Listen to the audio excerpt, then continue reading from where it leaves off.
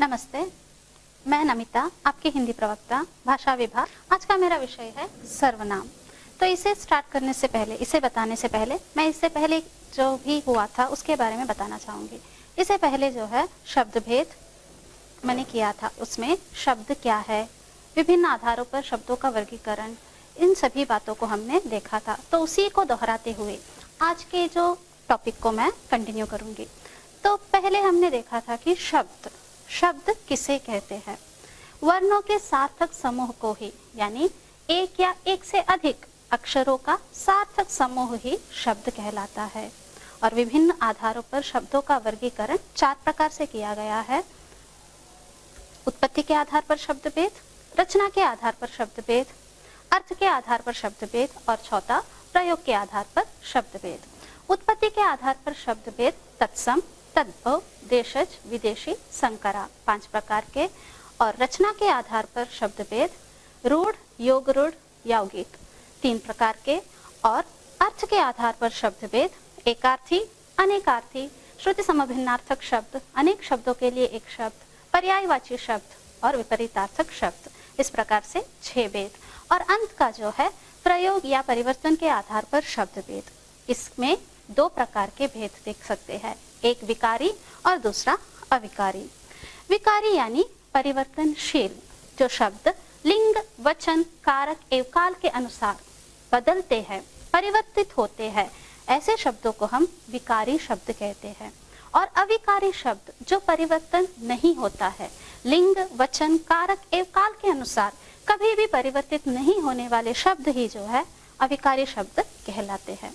तो विकारी शब्द में 4 प्रकार है, संज्ञा, सर्वनाम, विशेषण और क्रिया। तो विकारी शब्द के सबसे पहले भेद को हमने लास्ट क्लास में सीखा था। संज्ञा यानी व्यक्ति, वस्तु, प्राणी, पक्षी आदि चीजों के नाम को बोधित करने वाला शब्द ही संज्ञा शब्द कहलाता है।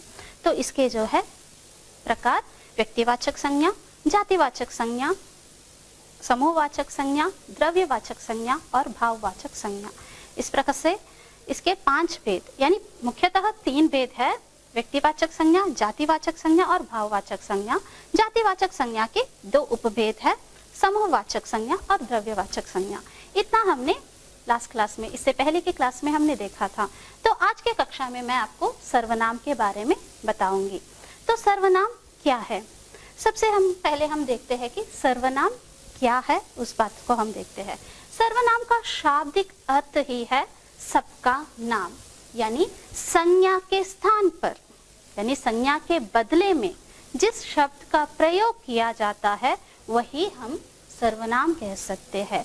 जैसे कि अगर उदाहरण के लिए कहूंगी तो बार बार किसी का नाम लेकर एक सेंटेंस को, एक वाक्य को हम कहेंगे तो वो अच्छा नहीं लगेगा। हिंदी भाषा में बार बार, फॉर एग्जाम्पल के लिए अगर मैं ही यहाँ पर कहूंगी तो मेरा नाम लेकर मैं आपको हिंदी पढ़ा रही हूँ, ये कर रही हूँ, वो कर रही हूँ, इस तरह से कहूंगी तो वो अजीब दिखेगा।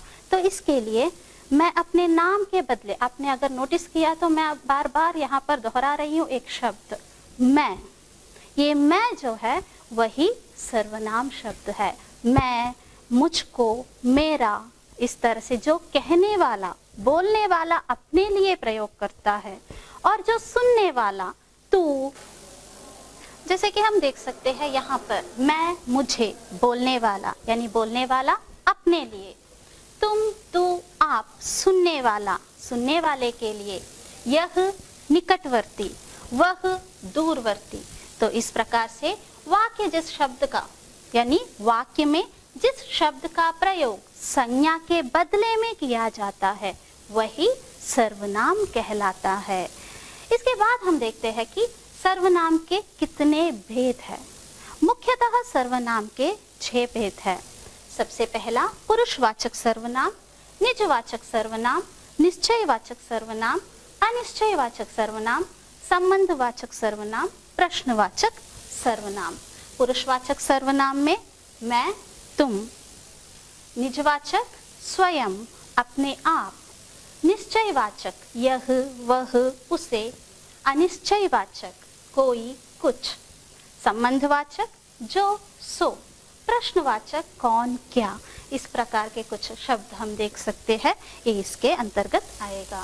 तो सबसे पहला भेद जो है पुरुषवाचक सर्वनाम, जैसे कि बोलने वाला अपने लिए, सुनने वाले के लिए और किसी और के लिए जिस शब्द का प्रयोग करता है उसी को हम पुरुषवाचक सर्वनाम कह सकते हैं।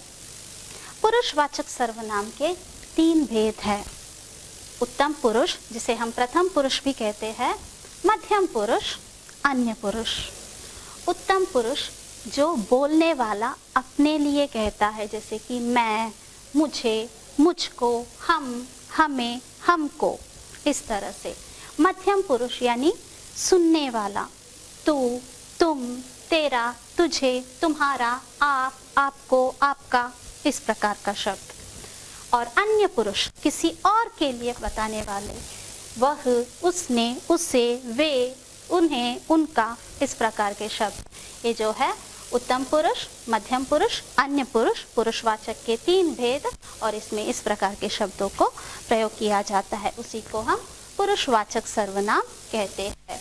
और दूसरा सेकेंड वन जो है निजवाचक सर्वनाम, जो सर्वनाम तीनों पुरुष यानी उत्तम, मध्यम, अन्य पुरुष में निजत्व का बोध कराता है, उसे हम निजवाचक सर्वनाम कह सकते हैं। जैसे कि खुद, स्वयं, अपने आप।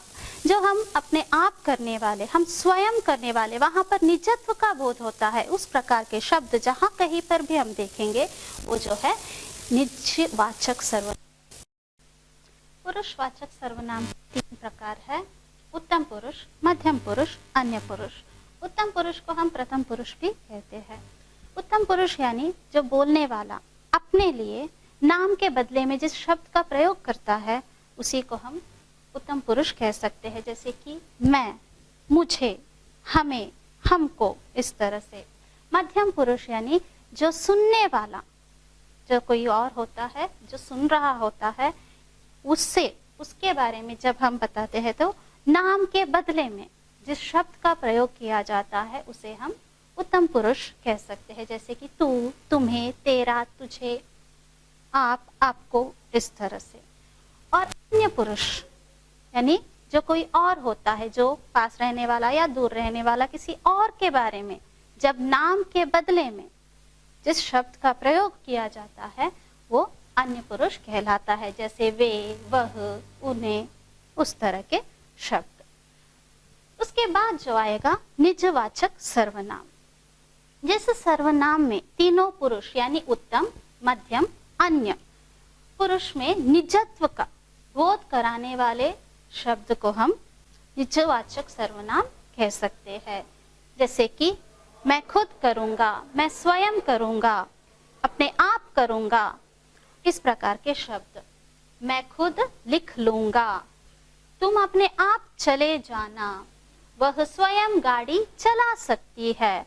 यहाँ पर जो है निजत्व का बोध कराने वाला शब्द जो भी है वो सभी जो है निजवाचक सर्वनाम कहलाएगा।